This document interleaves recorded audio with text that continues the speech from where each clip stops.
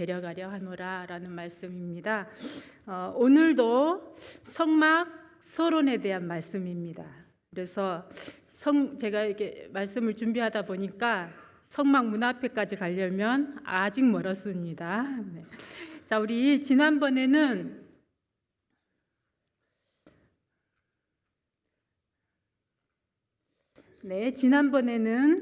우리 아브라함과 하나님께서 그 자손들을 택하셔서 복의 통로로 삼겠다, 이런 말씀을 하나님께서 하셨다고 했습니다. 그래서 아브라함에게 말씀하신 것처럼 이스라엘 백성들에게도 너희는 내 소유, 제사장 나라, 거룩한 백성이 되리라, 하나님께서 이런 말씀을 주셨다고 지난번에 우리가 말씀을 나누었습니다. 예? 위로 더 올려야 되나요?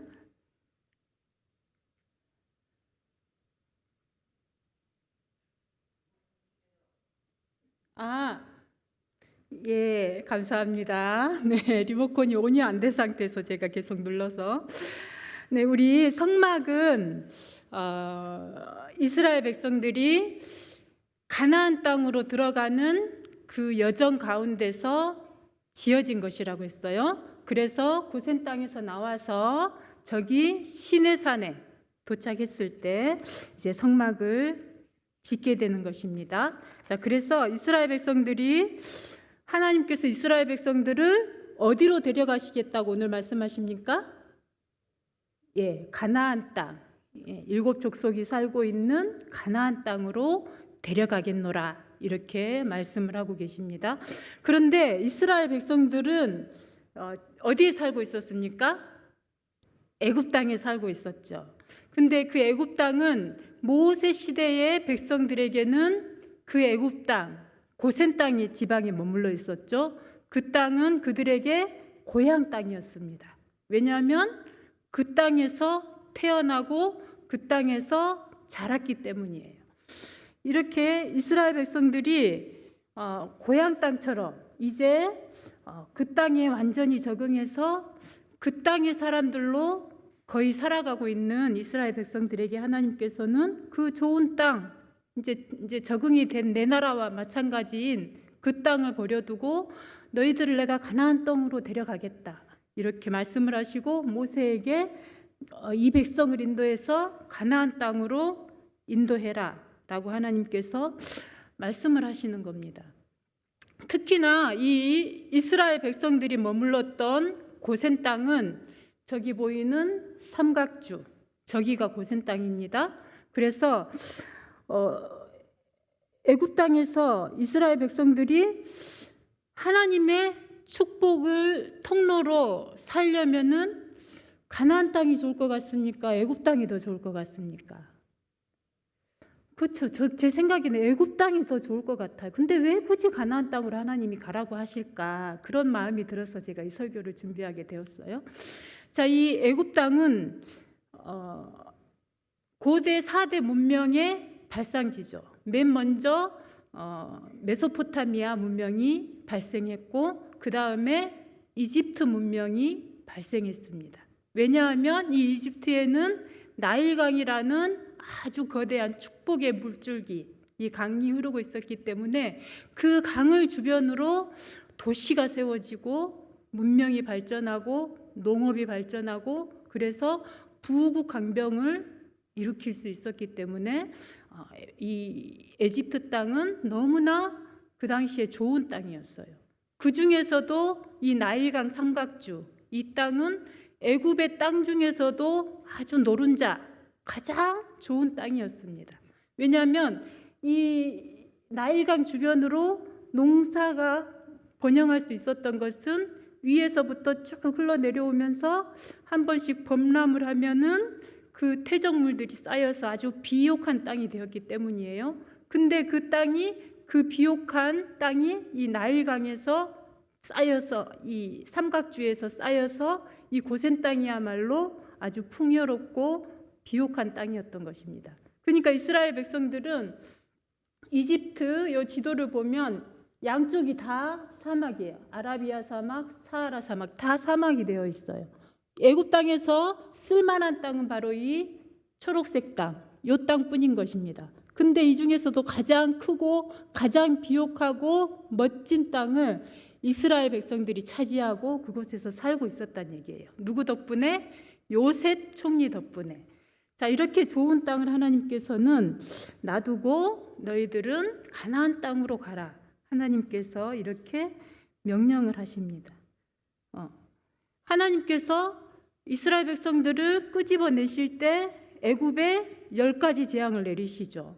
하나님께서 만약에 마음만 먹으시면 가나안 땅이 아니라 더 좋은 이 이집트 땅을 이스라엘 백성들에게 주셔서 그 복의 통로의 사명을 감당하게 할 수 있었을 겁니다.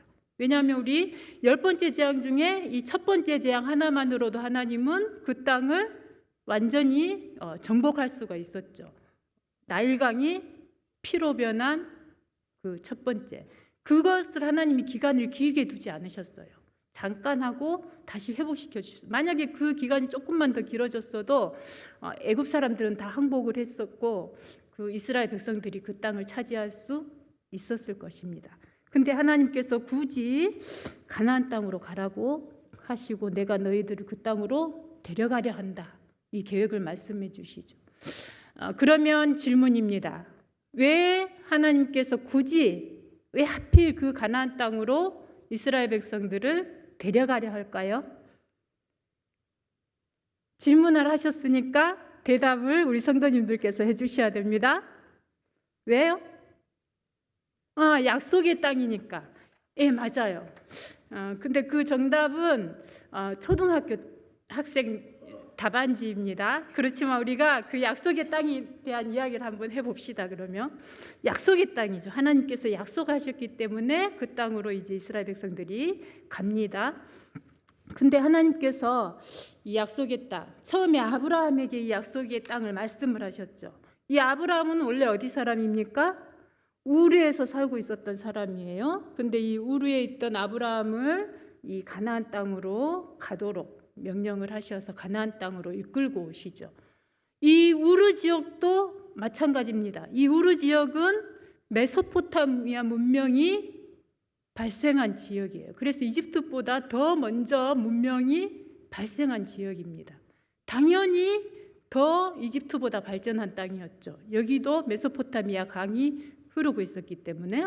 근데 하나님께서 그런 좋은 발전된 문명의 땅에서 살고 있던 아브라함을 가나안 땅으로 내가 그 땅으로 가라 이렇게 말씀하시고 그 땅으로 보내십니다.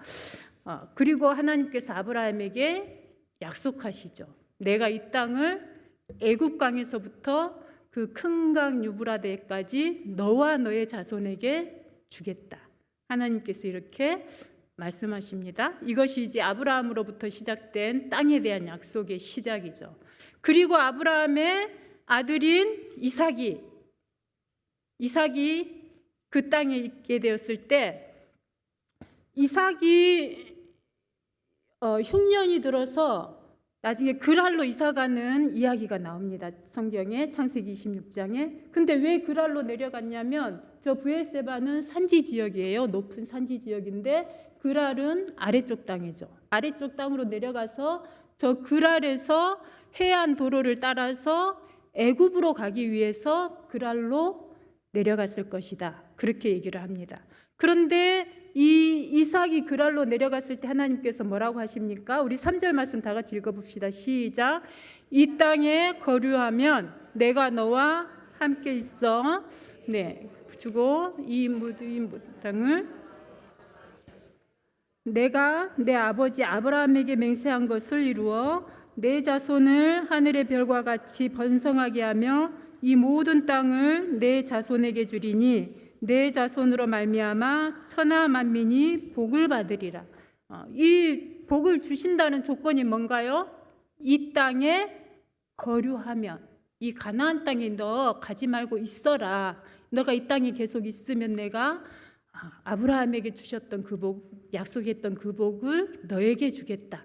하나님께서 이렇게 말씀하시죠. 그래서 이삭도 애굽으로 내려가려던 계획을 접고 다시 브에세바로 올라오게 됩니다. 자, 그리고 또 이삭의 아들인 야곱도 마찬가지입니다. 처음에 아람 땅으로 갔다가 다시 가나안 땅으로 결혼한 다음에 자식들이 이끌고 되돌아오죠. 그리고 또 다시 이 가나안 땅을 떠나서 어디로 내려갑니까? 아들이 있는 요셉이 있는 애굽 땅으로 내려가서 살게 돼요. 근데 이 애굽 땅에서 살다가 임종을 맞이할 때 이 아들에게 맹세하게 하죠. 부탁하죠. 나를 애굽에 장사하지 말라. 나를 내 조상들이 누워있는 저 가나안 땅 막벨라 굴에 나를 묻어다오. 그걸 2번이나 부탁을 합니다. 그래서 이 요셉이 그 아버지의 시체를 메고 저 먼 길을 지나서 이 긴 장례 행렬을 통해서 가나안 땅까지 가서 막벨라 굴에 그 유언대로 장사를 하게 됩니다. 그리고 요셉 자신도 뭐라고 합니까? 나중에 나를 가나안 땅으로 내 해골을 메고 가라.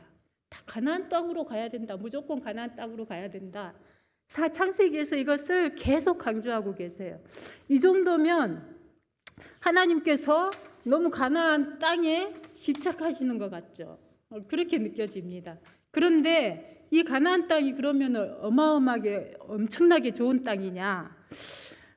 우리 이 지도를 보면 가나안 땅은 이집트 사자, 바벨론, 아시리아 호랑이, 히타이트 호랑이, 이 강대국, 완전 강대국들에 둘러싸여 있는 아주 힘없고 약간 조그만한 땅입니다. 그리고 크기도 우리나라 강원도의 정도의 크기밖에 안 된다고 해요. 그러니까 아주 작고 강대국들에 둘러싸여 있는 땅이죠. 그래서 학자들은 이 땅을 뭐라고 하냐면 사이 땅, 끼인 땅, 낑긴 땅, 낑긴 땅이라고 이렇게 말을 합니다. 랜드 비트윈. 그런데 이 땅을 이렇게 얘기하는 이유는 바로 이 땅이 사이에 낑겨 있기 때문이에요. 어디 사이에 낑겨 있어요? 유럽, 아프리카, 아시아 대륙에 이렇게 낑겨 있어요. 근데 하나님께서 이 낑겨 있는 끼인 땅, 가나안 땅을 왜 하나님께서 택하셨는가 말씀이 나옵니다. 우리 에스겔 5장 5절 말씀, 우리 이 말씀이 오늘 키 포인트 말씀입니다. 다 같이 큰 소리를 읽어봅시다. 시작. 주 여호와께서 이와 같이 이르시되 이것이 곧 예루살렘이라. 내가 그를 이방인 가운데에 두어 나라들이 둘러있게 하였거늘. 이게 무슨 말입니까? 하나님께서 일부러 이 땅을 가운데 두고 이방 나라들 가운데 둘러있게 만들었다. 하나님께서 이렇게 말씀하고 있습니다. 왜 이방 나라들을 가운데 한가운데에 이 이스라엘을 가나안 땅을 두었을까요? 이스라엘 백성들이 어떤 통로가 되게요? 복음의 통로가 되게, 하나님의 축복의 통로가 되도록 이 복음이, 이 하나님의 말씀이 유럽으로도 뻗어가고 아프리카로 뻗어가고 아시아로도 뻗어가도록, 너희들을 통해서 이 하나님의 사랑이 뻗어가도록 하기 위해서 내가 이 가나안을 택했다. 그리고 너희들을 이 가나안에 데려가려 한다. 이렇게 말씀을 하시는 겁니다. 이것이 가나안이다. 이것이 예루살렘이다. 하나님께서 이스라엘 백성들에게 이렇게 말씀하신 겁니다.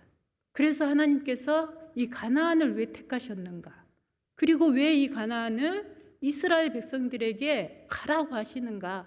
좋은 애굽 땅을 놔두고 이 가나안 땅으로 가라고 하신 이유가 바로 이것이죠. 성도 여러분, 이게 어떤 사진인지 아시나요? 보신 적 있으신가요? 이것은 무슨 엽기 사진도 아니고 무슨 괴기물 같은 사진도 아닙니다. 이 사진은 발레리나 강수진 씨의 사진입니다. 이 강수진 씨는 동양인 최초로, 그리고 최연소의 나이로 세계 5대 발레단의 하나인 독일 발레단에 입단을 한 사람이에요.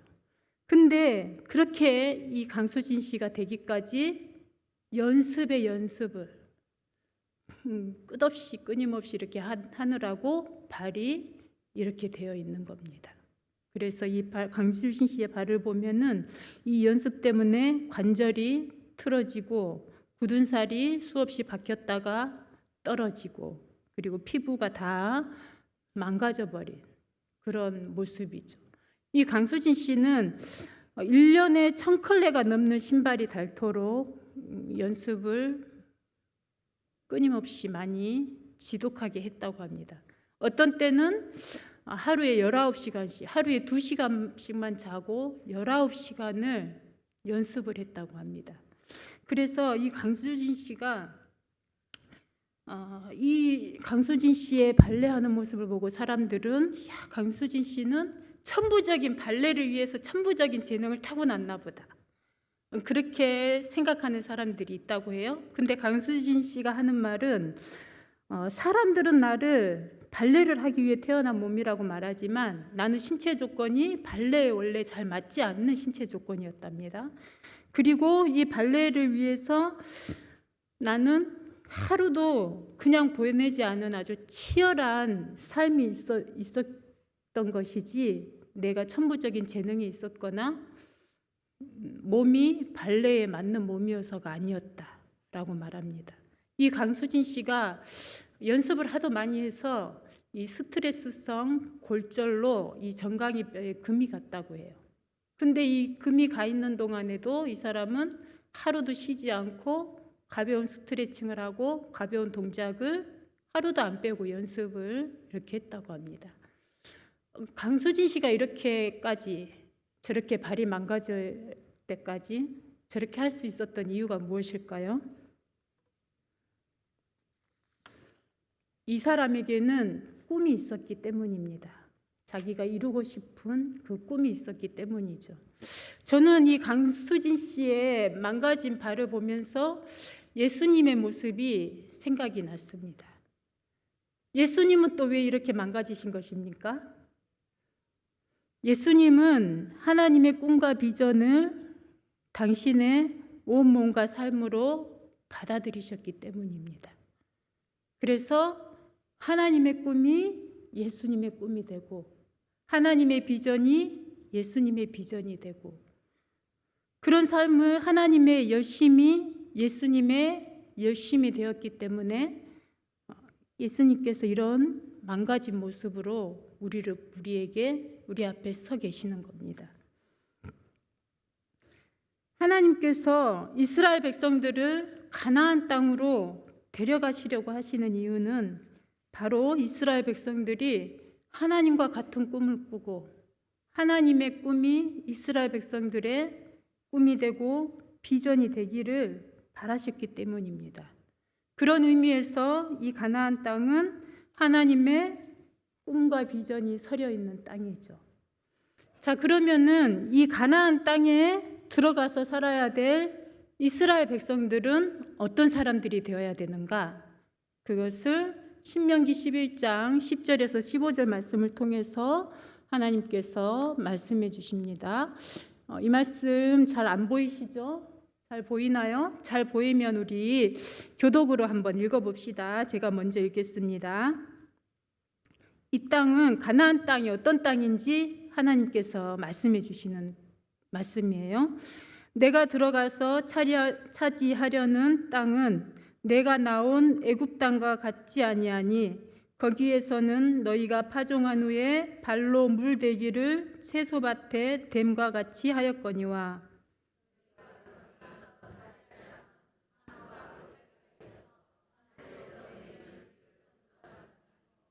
내 하나님 여호와께서 돌보아 주시는 땅이라.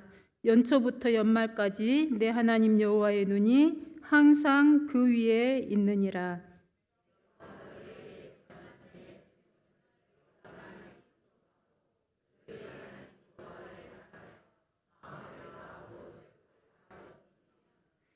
여호와께서 너희의 땅에 이른 비 늦은 비를 적당한 때에 내리시리니 너희가 곡식과 포도주와 기름을 얻을 것이요 또 가축을 위하여 들에 풀이 나게 하시리니 내가 먹고 배부를 것이라. 네. 요 말씀을 통해서 하나님은 너희가 가나안 땅에서 하나님의 꿈과 하나님의 비전을 너희의 것으로 만들고 축복의 통로가 되어서 살아야 하는데, 그러면 너희들은 어떤 사람들이 되어야 될 것인가? 13절 말씀 우리 다 같이 한번 다시 읽어볼까요? 시작. 내가 오늘 너희에게 명하는 내 명령을 너희가 만일 청종하고 너희의 하나님 여호와를 사랑하여 마음을 다하고 뜻을 다하여 섬기면 내가 너희들을 먹고 사는데 지장이 없게 해주겠다. 하나님께서 이렇게 말씀하시죠. 이 하나님께서 여기서 이스라엘 백성들에게 하시는 말씀이, 너희가 지금 들어가려고 하는 가나안 땅은 애굽 땅과 다르다. 애굽 땅은 어떤 땅이에요? 마치 집 앞에 채소밭에 물을 주듯이 물을 주기가 너무 쉬워요. 그래서 하나님의 도움이 없이도 자신들의 노력과 자신들의 기술과 능력으로 그 땅에서 얼마든지 풍요롭게 잘 먹고 잘 살 수 있는 땅입니다. 그런데 가나안 땅은 어떤 땅이냐? 비를 흡수하는 땅이다. 비를 저장하지 못하고 허비해버리는 땅이라는 겁니다. 왜냐하면 이 가나안 땅은 산과 골짜기로 이루어진 땅이기 때문에 그래요. 이 애굽 땅은 평평한 땅이죠. 그리고 그 가운데를 나일강이 흐르고 있죠. 근데 가나안 땅은 산과 골짜기로 되어 있어요. 그래서 이렇게 입체 지도를 보면 이 지중해가 있고 약간의 평지가 있고 산지가 있죠. 이 산지 쪽에 이스라엘의 도시들이 있어요. 그리고 이렇게 절벽이 있고, 그 다음에 갈릴리로부터 해서 이 강이 여매까지 흘러내려옵니다. 이것을 단면도로 보면 이렇게 되어 있어요. 저 사해가 이제 갈릴리 끝에 있는 바다죠. 그래서 이 사해 쪽에서 이 유대 산지와 시펠라, 저 지역으로 물을 끌어올 수가 있겠어요, 없겠어요? 그 당시 기술로 불가능하죠. 그래서 이 가나안 땅은 하나님께서 너희에게 이른 비와 늦은 비를 주셔야만 살 수 있는 땅이다. 그 땅에서 그래서 너희들은 어떻게 해야 되느냐? 겸손히 내게 의지하고 겸손히 내 말에 청종하고 내 말을 순종하고 진실되게 하나님을 사랑하면 너희들이 살 수 있는 땅이다. 그러니까 너희들은 어떤 사람들이 되어야 된다? 진실하게 하나님을 사랑하고 겸손히 하나님의 말씀을 청종하고 겸손히 그 말씀을 순종하는 백성이 되어야 된다. 그래야만 너희들이 그 가나안 땅에서 축복의 통로, 복음의 통로로 살 수 있다. 하나님께서 이렇게 말씀하십니다. 그래서 우리가 출애굽기 말씀에 이 성막이 이제 지어지는데, 출애굽기 전반부에는 애굽에서부터 시내산까지 오는 내용이에요. 그 다음에 출애굽기 후반부는 율법과 그 다음에 성막을 주시는 내용으로 끝이 납니다. 우리 출애굽기 다음이 무슨 책인가요? 레위기서죠. 레위기서는 우리 지난번에 최무열 교수님이 오셔서 말씀 전해주었죠. 레위기가 어떤 책이라고요? 거룩의 책입니다. 그래서 레위기는 거룩이 주제예요. 그래서 이 거룩 세 가지로 나누어서 말씀을 하고 있는데, 하나님에 대한 거룩, 그 다음에 자신에 대한 거룩, 그리고 이웃과 공동체 간에서의 거룩한 삶을 너희들이 어떻게 살아야 될 것인가, 이것을 레위기서에서 다루고 있습니다. 그래서 이 레위기서는 구약학자들은 구약 성경에서 가장 중심되는 책이다, 가장 중요한 책이다, 이렇게 말하고 있어요. 그리고 유대인들은, 유대 랍비들은 이 레위기서를 알지 못하면 성경을 해석하지 못하도록 하고 있습니다. 그만큼 레위기가 중요하다고 보는 것입니다. 이스라엘 유대인 아이들은 가장 먼저 유대인 아이들에게 가르치는 책도 바로 이 레위기서라는 책입니다. 이 레위기서는 말하고 있죠. 너희들이 거룩하고 진실한 하나님의 사람들이 되어야 한다. 그래야만 이 성막에 걸맞는 사람들이 될 수 있고 가나안 땅에 걸맞는 어울리는 사람들이 될 수 있다라고 말하고 있는 겁니다. 자, 그런데 하나님 이렇게